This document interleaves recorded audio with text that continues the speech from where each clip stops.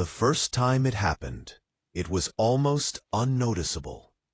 Just a small knock on the door, soft, almost shy, followed by a brief pause.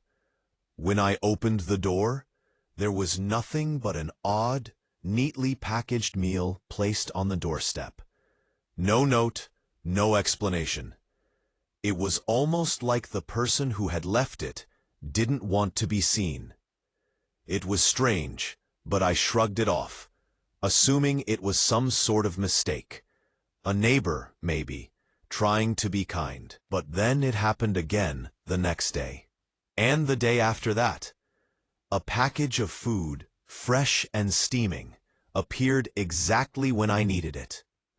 No one ever came to claim it, and no one ever stayed to explain. The meals were always perfect, exactly what I'd crave, almost as if the person leaving them knew exactly what I needed. Sometimes they were familiar foods, comforting and nostalgic. Other times, they were exotic dishes I'd never heard of, but still tasted delicious. At first, I thought maybe it was some sort of weird social experiment. I wondered if someone was watching me, seeing how I'd react to these mysterious gifts. But the more it happened, the more I realized this was something beyond just coincidence or a prank. Whoever, or whatever, was behind these deliveries was very deliberate. On the third day of receiving the mysterious meals, I decided to wait and see who was behind it all.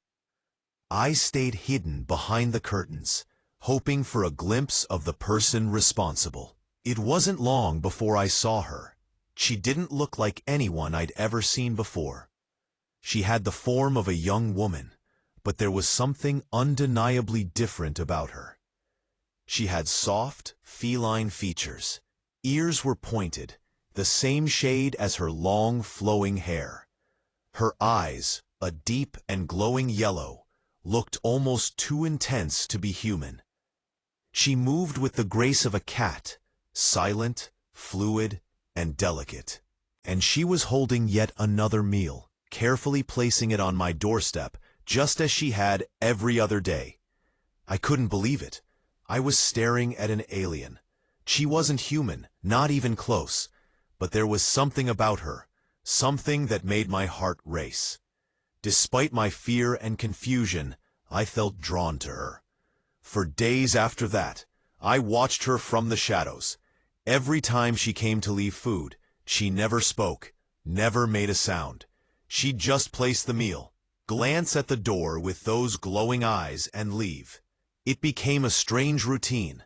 I started looking forward to her visits, to seeing her again, to the mystery of it all.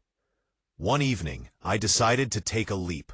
I opened the door when she arrived, startling her. She froze for a moment, her eyes widening slightly, before she swiftly turned to leave. But I stopped her. "Wait," I said, my voice hoarse, from both nervousness and curiosity. "Who are you?" She paused, slowly turning around, and for the first time, she looked at me, her gaze intense. There was a long silence before she spoke. Her voice was soft and melodic, unlike anything I'd ever heard. But it was also filled with an unmistakable sadness. "I am from another world. I've been sent here, but I can't return. I don't belong here." She said the words with an air of finality, as if this was the only truth she knew. I didn't know how to respond. "Why have you been leaving food for me?" I asked, my voice shaky. She didn't answer at first, but her gaze softened, almost as if she was considering my question. After a long pause, she spoke again. "I didn't know what else to do," she said.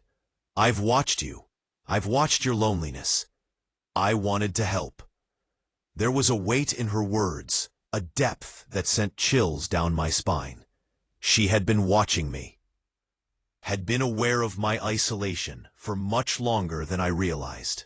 The meals, the silent visits, it wasn't random. It was personal.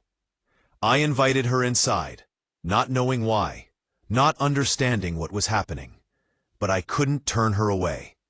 She didn't seem dangerous.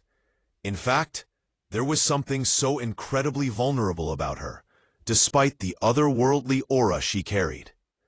Over the next few days, I learned more about her. She told me that her name was Irina, and she came from a distant planet, one far beyond the reaches of our solar system. Her species was nomadic, traveling across the stars, exploring new worlds. But something had gone wrong during her journey. Her ship had malfunctioned, and she had crash-landed on Earth, alone. The planet she came from didn't allow anyone to stay on other worlds for long periods of time, so she was stranded here, unable to return home. She never said it outright, but I could tell she was afraid. Afraid of being caught, of being hunted down by her own kind. There was a story there, a mystery, one that I knew I wasn't ready to uncover. I couldn't fathom the dangers she was facing, but I could feel them in her presence. The way her eyes flickered nervously when she thought I wasn't looking. The way she seemed to be constantly on alert, as if expecting someone or something to appear at any moment. As the days passed, we spent more time together. She never asked for much, only food and a safe place to hide. But I could feel our connection growing stronger. She was more than just an alien to me now. She was someone I couldn't imagine leaving behind. And then, one evening, she asked me something that made my heart race. She stood in front of me, her eyes intense, searching mine as if she were trying to find something deep inside me. And then, in a voice barely above a whisper, she asked, "Will you let me stay with you for as long as I need?" Her words hit me like a punch. I froze, unsure of how to respond. Could I really say yes to something like that? To let an alien, someone I barely knew, stay with me? To protect her from whatever dangers she was running from? But the more I thought about it, the more I realized I didn't want her to leave. Despite the danger, despite the uncertainty, I felt an overwhelming urge to protect her. She'd shared her loneliness with me, and now I felt like I couldn't turn my back on her. I nodded, and in that moment, I made a promise I couldn't take back. From that night on, Irina stayed with me. We became inseparable. But the fear of her enemies, the ones who would surely come after her, never stopped lingering. Strange things started happening around the house. Objects would move by themselves, and the air would grow heavy with an unseen presence. Irina's powers, once subtle, began to show themselves. She could manipulate objects with her mind, and sometimes I would catch her using her abilities without realizing it. She confided in me one night, in a voice full of regret. "I've been running from my own kind. They think I've betrayed them by staying on Earth. They will come for me. They will find me." I didn't know what to do. The more I heard, the more I realized how dangerous the situation was becoming. But there was no turning back now. Irina had become a part of my life, and I had promised to keep her safe. But as time went on, things grew more complicated. I could feel the tension building between us, between our need for safety and the desire to explore what was growing between us. The days turned into weeks, and the weeks into months. I didn't know how long we could keep hiding, or if we would ever be free of the threat looming over us.